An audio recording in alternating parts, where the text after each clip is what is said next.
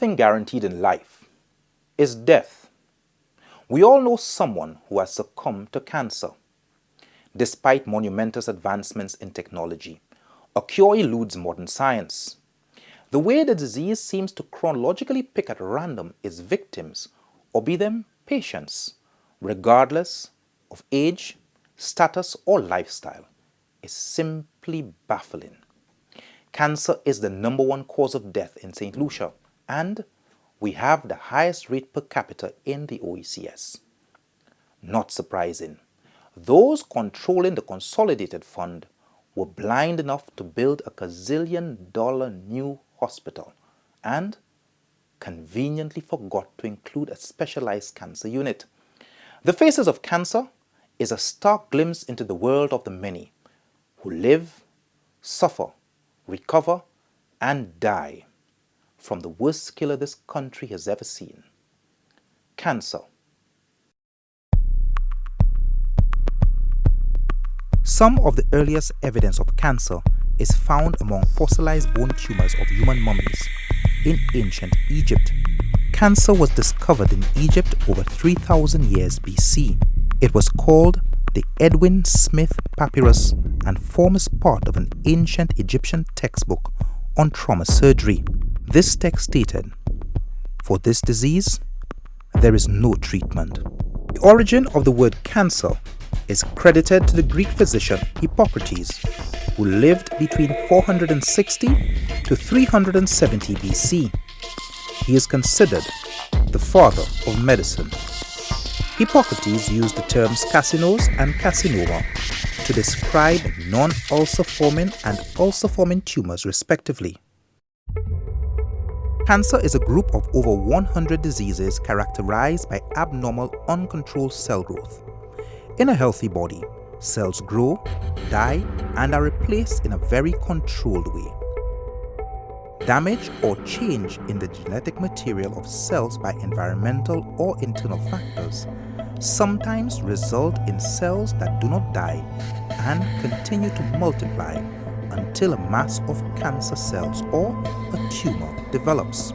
Most cancer-related deaths are due to metastasis, malignant cells that penetrate the circulatory system and establish colonies in other parts of the body. Great advancements have been made, but cancer is still the leading cause of death for people under the age of 85. In the United States, 1 in every 4 people die from cancer. From 2009 to 2014, cancer has been the leading cause of death in St. Lucia.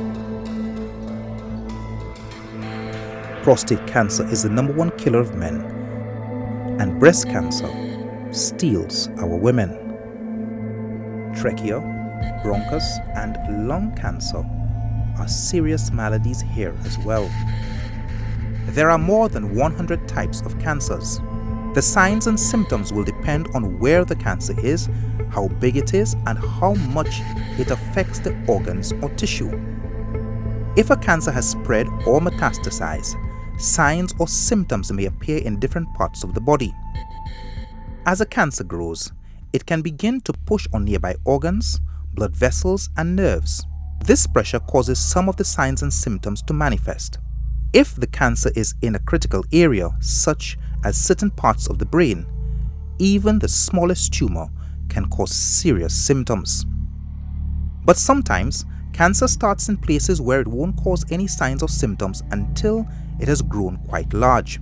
Cancers of the pancreas, for example, don't usually cause symptoms until they grow large enough to press on nearby nerves or organs, causing back or belly pain. Others may grow around the bile ducts and block the flow of bile. This causes the eyes and skin to appear jaundiced. By the time pancreatic cancer causes signs or symptoms like these, it is usually at an advanced stage, which means it has grown and spread beyond the pancreas. A cancer may also cause symptoms like fever, extreme fatigue, or weight loss. This may be because cancer cells use up much of the body's energy supply, or they may release substances that change the way the body makes energy for food. Cancer can also cause the immune system to react in ways that produce signs and symptoms. Thickening or a lump in the breast is another deadly sign. Breast cancer is a malignancy, a tumor that affects the breast in both men and women.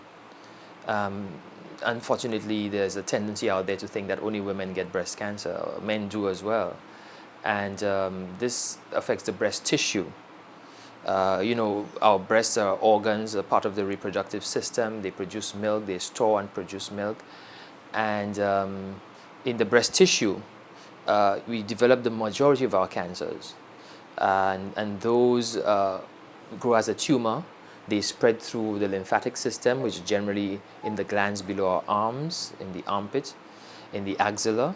And eventually, if left unchecked, untreated, unmanaged, they may grow and spread into your lungs, into your bones, into your liver, into your brain.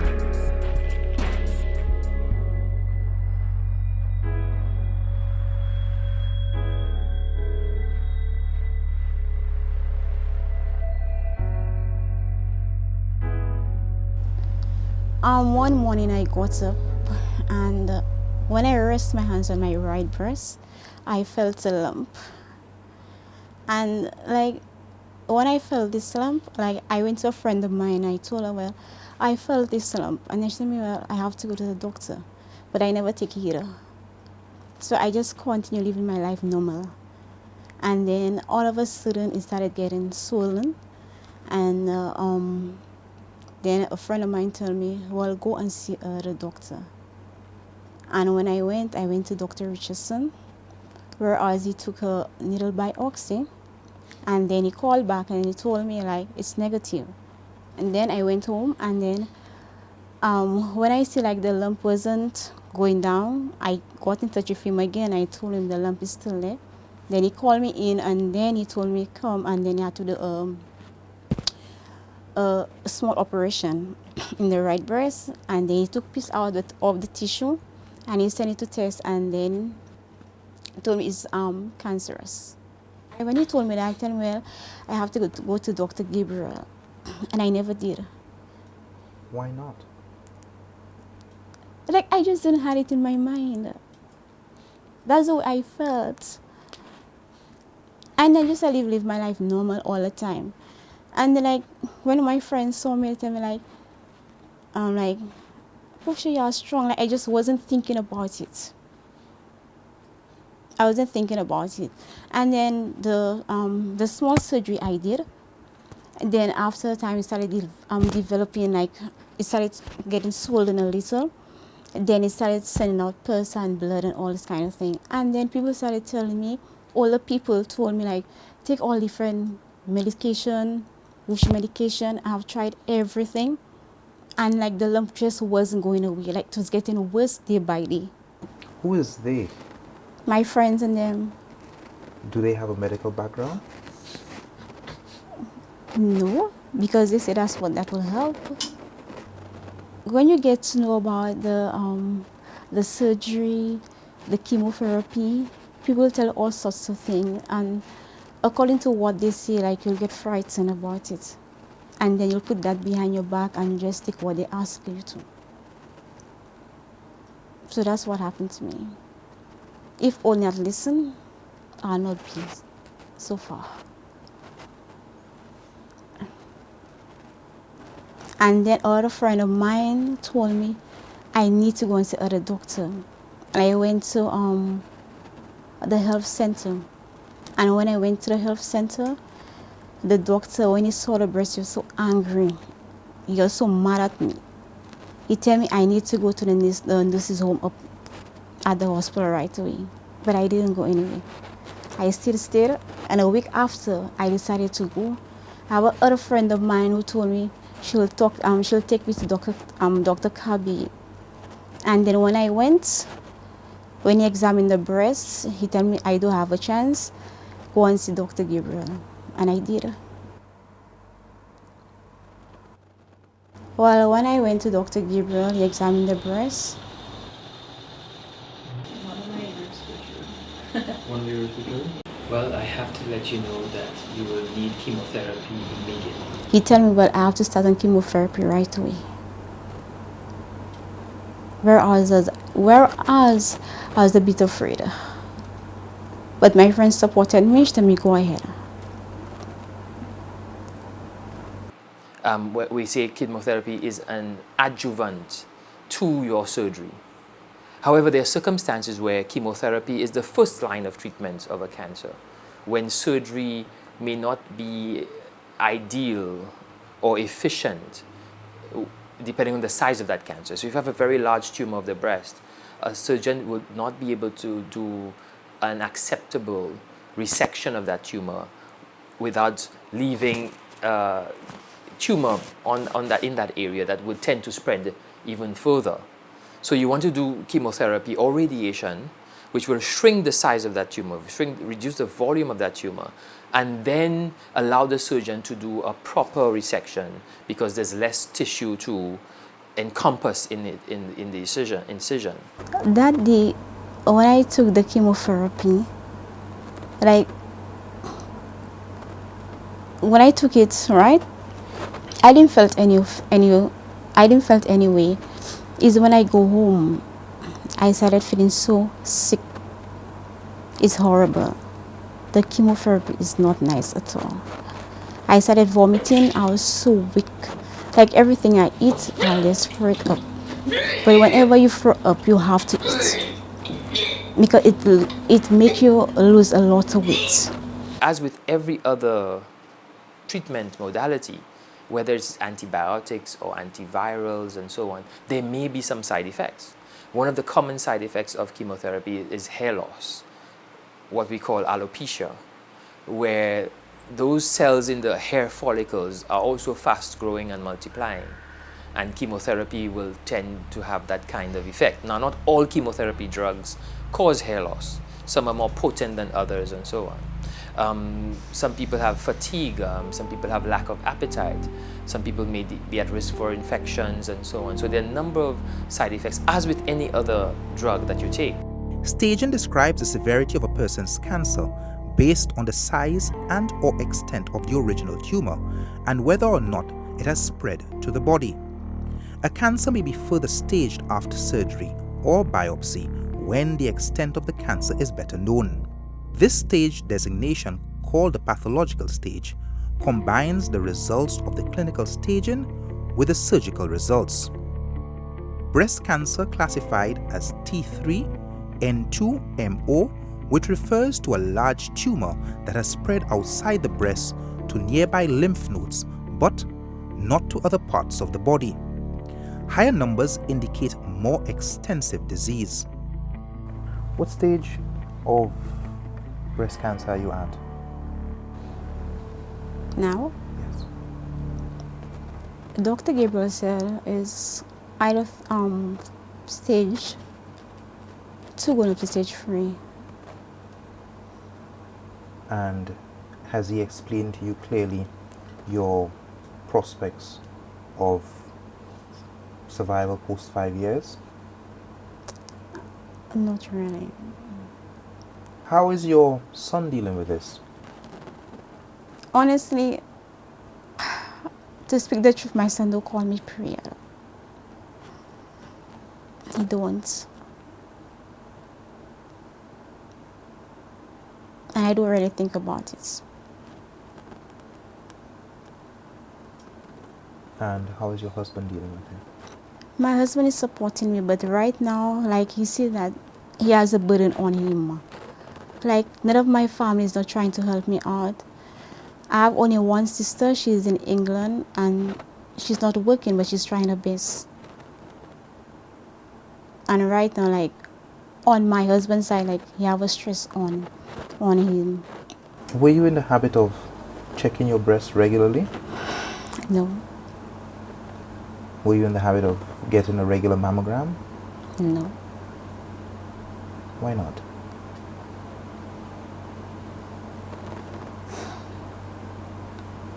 Because at the time, well, I didn't have the money to do it. When Dr. Cavier said you had to have this surgery, your chemo was responding and the next stage was to cut it out. tell me the emotion. Honestly, I wasn't expecting to so soon. Then I tell him no. The reason why I was saying no because I needed some more time to get myself together. What would be your advice for the next woman who finds a lump? Okay. My advice is, as soon as you examine a lump in your breast, you go to the doctor right away. You do not take any chances or listen to any person that tell you to take different things because it will get worse.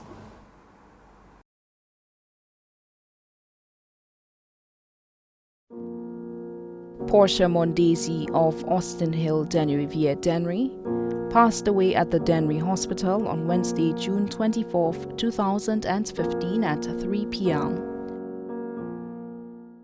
When we return, I got help from the Ministry of Health, but it wasn't for radiation. It came a little too late. and later, can a miracle or medical science save this woman?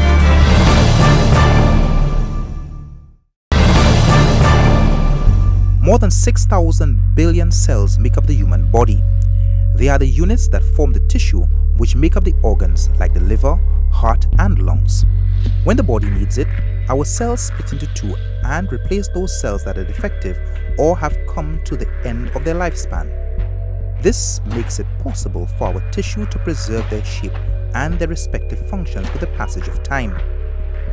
Every cell is therefore programmed to multiply and die. This ordered but complex program is controlled by the center of the cell, the nucleus, which comprises chromosomes containing many genes made up of DNA. Sometimes, some of these genes undergo a change. The nucleus then sends out abnormal orders and the cell goes wrong. It multiplies uncontrollably and takes on a life of its own.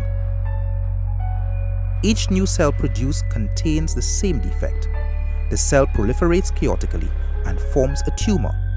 This process may seem short, but is often long. 10 to 30 years may separate the birth of the first abnormal cell from the appearance of a tumor of about 1 cubic centimeter. The tumor forms many blood vessels in order to survive. These will supply the tumor with oxygen and nutrients, allowing it to live and grow. This is called angiogenesis. The tumor, however, only really becomes dangerous when the cancerous cells begin to travel through the vessels into the adjacent areas and spread to the surrounding organs. These cells can then invade other parts of the body, multiply and produce new tumors. This spreading process is called metastasis. But why does a cell become cancerous? There are many factors that can exist to different degrees. Factors have been identified such as hereditary genetic anomalies, exposure to some viruses, HIV, hepatitis B, C, and D, papillomavirus, Epstein-Barr virus, exposure to toxic agents, chemical products, radiation, sun, unhealthy behaviors such as the consumption of alcohol and tobacco, or a diet too rich in fat and low in fruits and vegetables. The most common type of cancer facing St. Lucian women is cancer of the breast. Well, it was in January of 2013 that I noticed the lump. Well, looks like something disorder in my breast. I observed that there is indeed a disorder. So I went to a doctor and I was sent to do a mammogram or ultrasound of the breast. I chose to do the ultrasound, and it revealed that there was nothing wrong except for just a lump, which means non-cancerous. In July, I noticed that there was something more. It's growing rapidly, I must say, according to the size that I felt the first time. I noticed that it's growing. So I went back, and this time I did the mammogram, which again revealed that it was just a lump. And I noticed that the nipple had a little change. Yes, so indeed I was pressured to go to the doctor. Well, that was during cricket, which I love very much, but that didn't stop me from enjoying my cricket. What did you tell the doctor that time when you went? Well, I told her that there is this nipple that kind of paining me, and it's cricket day. I really cannot miss cricket, that I really want help with it. And she, well, that time I put on a plaster, which I was wrong to do.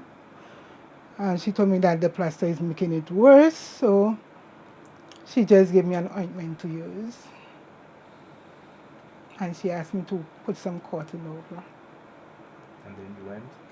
Yes, I went and enjoyed my cricket like nothing wrong.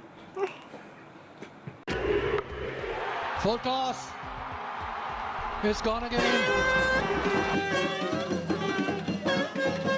After the bat and ball, Felicia undertook a needle biopsy. The result, once again, was negative. So all this time, for 10 months, I was going through the process, doing everything that I'm asked to, and my result kept coming up was negative. Till in November of 2013, I did an excision biopsy where they put me to sleep, this time and take samples. And 2nd of December, that's when it was revealed to me that it is cancerous. It was then that I burst into tears because my dad passed away with cancer in 2010. And I realized that the same place that I came to clinic with my dad is the same place I have to be now for my own good.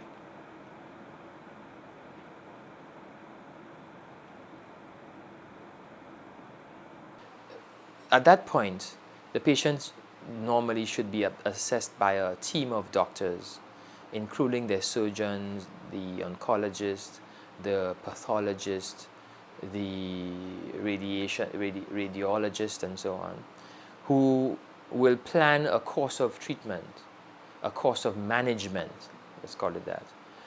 And the doctors will then decide this patient will need surgery in the first instance. The surgery may be that a doctor would say, we will do a partial resection of the breast tissue, and that's called a lumpectomy. If the case is more advanced, a larger tumor, doctors may say, well, this person needs a mastectomy. We're talking about an early stage, but if it's further than that, the doctors may decide that that person will not be most efficiently managed with just surgery, but we want to do chemotherapy to achieve tumor reduction. I had 4 cycles of chemo before surgery to shrink the cancer, which worked very well. Thankfully, my parents left 12 of us behind, so everybody chipped in to help me with my treatment. I was encouraged to use herbal medicine, which I didn't, because I had already set my mind on the treatment plan, which my doctor had already spoken to me about. Chemotherapy is a system of treatment using drugs that are potent, that destroy cancer cells. In the same way you take antibiotics to address an infection of bacteria, or you take antivirals for viral infections.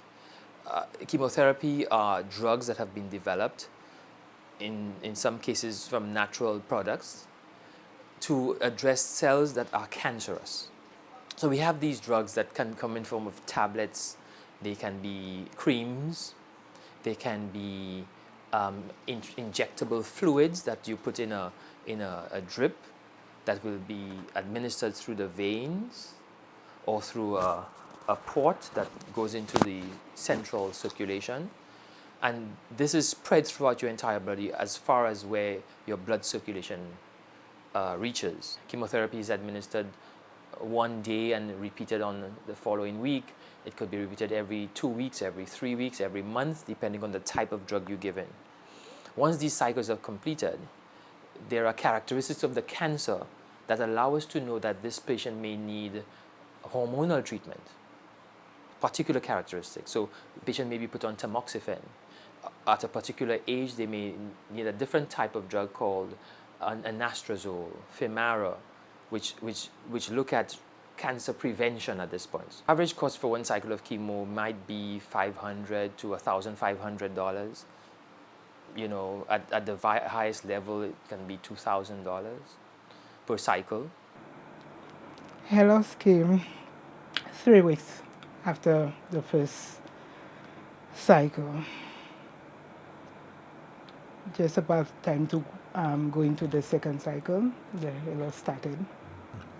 Felicia's treatment plan would entail neoadjuvant chemotherapy from January 10th to April 4th, 2014.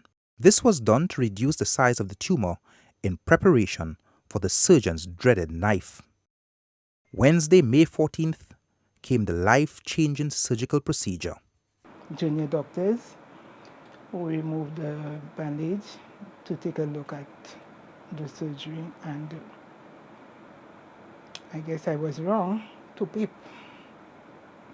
So it kind of shocked me to see how flat that side of your chest has gotten just within hours. It just shocked me, although it was expected. But to see it, there's a total different feeling with it. For a while, I had to find time to regroup myself at the hospital. I wouldn't speak to anybody, not my doctor, anybody. It's not that I blame them, it's just that I couldn't say anything. I just couldn't say anything. I just wanted to be in a little world by myself. Maybe I think because of shame. With surgery complete, Felicia had to endure the fluid once again from June 13th to August 15th, 2014. But after 8 cycles of chemotherapy, a mastectomy, and thousands of dollars in medical bills, the ordeal was far from over. She now had to travel to the Cancer Institute of Guyana to undergo radiation therapy. Radiation therapy is treatment with high-energy rays or particles that destroy cancer cells. Radiation to the breast is often given after breast-conserving surgery to help lower the chance that the cancer will come back in the breast or nearby lymph nodes. Radiation may also be recommended after a mastectomy in patients either with a cancer cell larger than 5 centimeters or when cancer is found in the lymph nodes. Radiation is also used to treat cancer that has spread to other areas, for example, the bones or brain. Felicia had to cough up over 20,000 EC dollars for 5 minutes of radiation, 5 days a week for 30 days. Luckily, she received assistance from the National Community Foundation, which offset the cost of her treatment. The Ministry of Health, however, was useless. I wrote them letting them know that I would be going for treatment, for radiation treatment, and they answered too late. When I was back home in February, I came back home in November, but in February that's when they called to let me know that my letter has been approved. By then, I had already done all my treatment, paid the cost, paid in full. When a person has cancer, they go through different stages. As a family member, your understanding and care will change over time. Learn what you can do to keep the person with cancer as healthy as possible and learn about the services available to you. Express feelings of fear or uncertainty with a trusted friend or counselor. Being open and dealing with emotions help many people feel less worried. Use your energy to focus on wellness and what you can do now to stay as healthy as you can. To the families who are going through it, just remember that I start at nothing. and I indeed get all my treatments. So I'm asking you to put God first in your life and don't fear. Go out there, let your story be known that you can get the necessary help that you deserve. I am Felicia McVeigh, a breast cancer survivor. Coming up, a family awaits a miracle. And later,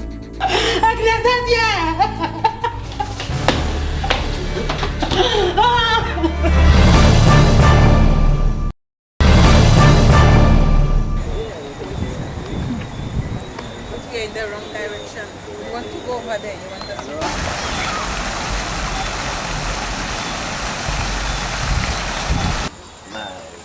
It's good. Let me see. On Sundays, she like to put a radio on maybe Charlie or one of them, and she'll call, give some jokes and thing. Or if she have a problem, she'll call Jubash and say the problem and thing. And if somebody else call and they start curling, she'll call back and she'll curl too.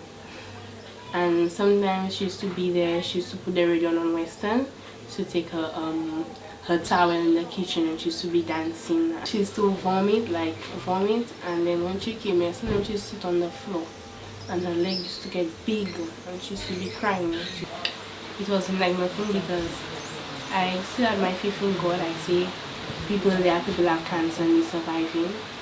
So it wasn't anything. I used to go to school and say I'm still not focused on that. Like today I went to see in the hospital.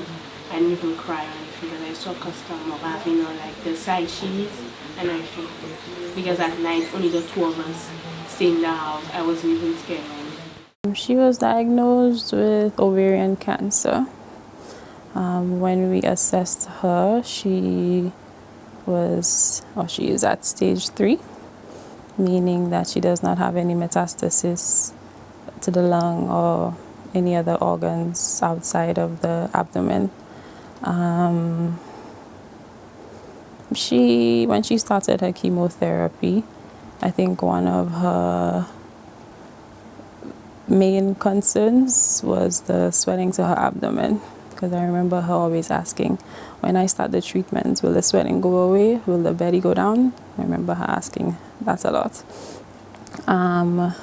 We knew her prognosis was poor. We did 6 cycles of chemotherapy for her initially. There was not much improvement with the chemotherapy. The swelling got worse. We had to drain the fluid. She would have anemia sometimes, so we would also have to transfuse her. I think after the first 6 cycles, when we assessed her again, I guess we explained to her that the response is not as good as we would have liked or as good as what we would have expected. My name is Agneta Polios. how old are you? I'm 56. Do you have children? Yes, I have 2 children, a son and a daughter. Do you have a history of cancer in your family? My dad died with cancer. My aunt died with leukemia. That's what I know. Tell me when you first started feeling ill. In August 2013, I felt I had something in my stomach moving from one side to another. Like when you are pregnant and the baby is moving inside of you. So I decided to go and see the doctor. And he told me I have fibroid. But I know it wasn't a fibroid because the things people saying about fibroid, what they seen, what happened to them, it wasn't happening to me. I could just feel the thing moving in my stomach. I had the operation on the 22nd of November 2014. And then he said, I'm not sure. He sent something and testing Trinidad, but he wrote immediately on the paper The result is bad news. They realize that I have cancer in my ovary. But Dr. St. Joseph gave me a hysterectomy. He had to take out everything. But the doctor told me I'll have a hysterectomy.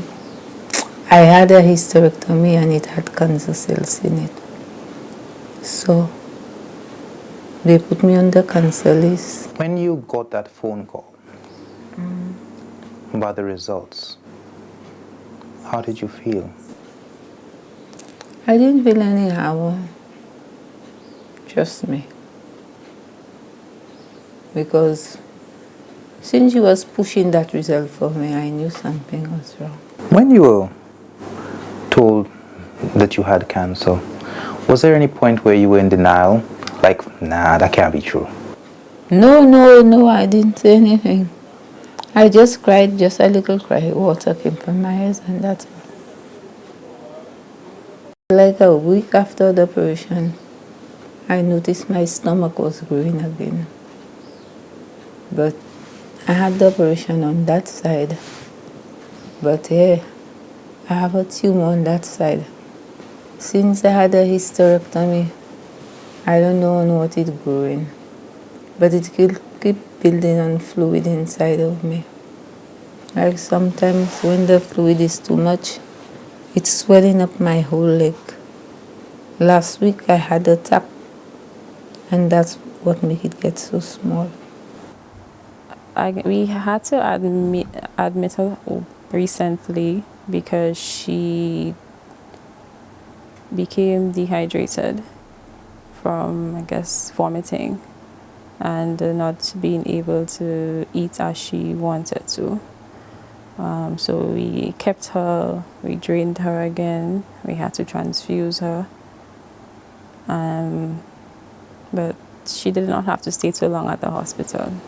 The first chemo I took, I was a little tired because it surprised my body.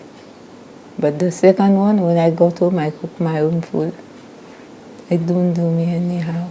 And you're a lady with a nice head of hair. What was that feeling like when you realized, boy, my hair is dropping off?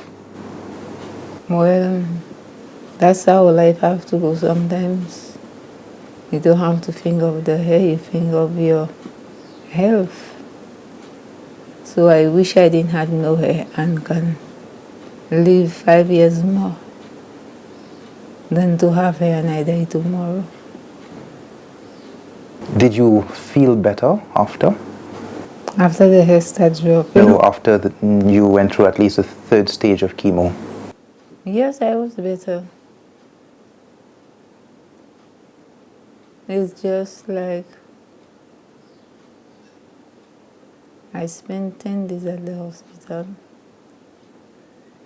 I came back last week Friday, or this Friday, even 15 days since I'm back. Because of the foot that was swelled up, I could not walk, I had to drag it. That's the only problem I ever had. Let's talk about the cost. Did you have health insurance? No. How are you able to deal with the cost? I paid it on by my own. The first one was $8,000. They had to order it from the States. I didn't know anything about you have to go to Ministry of Health where they have to help you to pay it. I just knew I had cancer. I wanted to cure. So I just go and take my saving in the bank and pay it. We told her that we would not advise her to receive any more chemotherapy because it would not do much for her at this stage. We explained to her that her prognosis continued to get worse, and she understood that things were changing and she would continue to deteriorate. At that point, medically, What could have been done to save her life? At that point, we tried to make her comfortable, encourage her to eat and take things that she likes. Usually when patients are diagnosed with cancer, they see the dietitian and they advise them to have more natural foods, less processed foods. But at this point, we just told her, have what you like. If you like ice cream, have ice cream. If you want to have a shake, just because she was not eating as she should have. So you just want the person to have enough energy to be able to do their daily activities or be able to move around. At this stage of cancer, life expectancy is 50-50. Mm-hmm. Are you prepared To die? to die? Yes.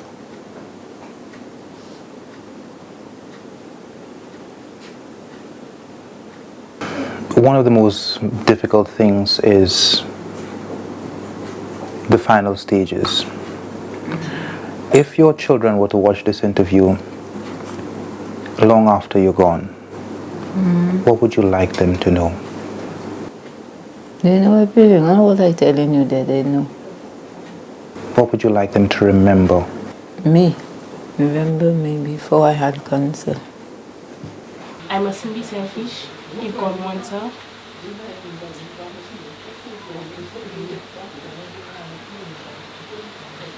I will miss her a lot because she's my mother.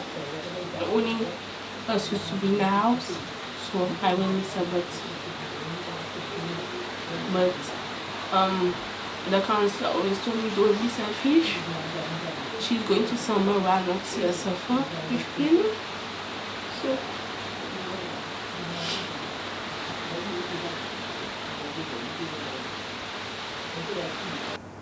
Agneta's condition right now is the worst that I have seen her to date.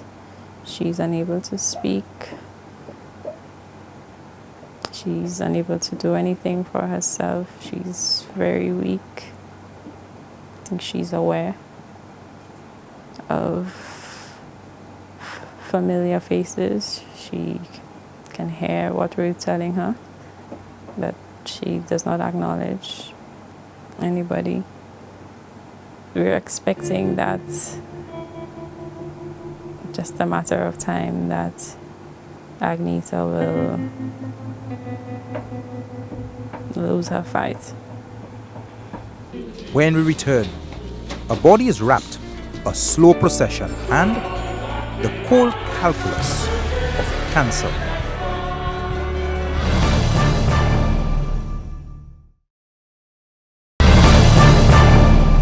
Two years after Agneta was diagnosed, the ambulance has brought her to the hospital for the final time. Her family lingers outside the hospital. Her partner looks over her.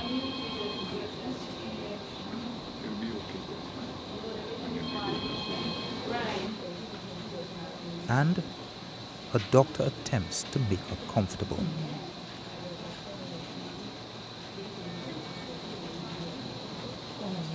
But Agneta's blank stare replays 56 years of memories as she contemplates on the inevitable next few hours of her life.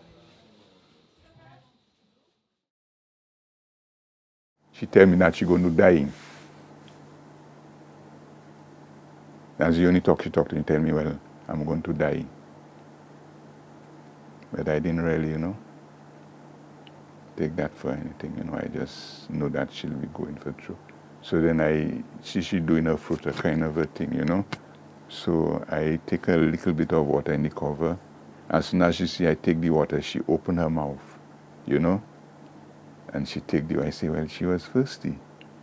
I say, I'll give her some again. So I pour more in the thing and she shake her head. She don't want it again. And that was it, for today. June 5th, 2015. The Polio's family camped out at the Victoria Hospital. A miracle was awaited, but predicted reality finally ran cold.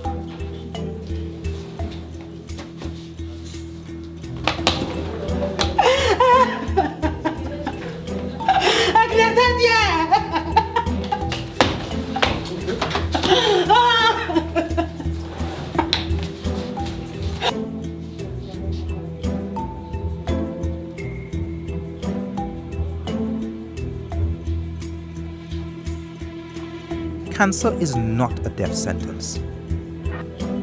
This is an absolute euphemism. Cancer is a death sentence if diagnosed late. Cancer is a death sentence if you cannot afford the treatment necessary to save your life. Cancer is a death sentence if you must depend on the government of St. Lucia for assistance.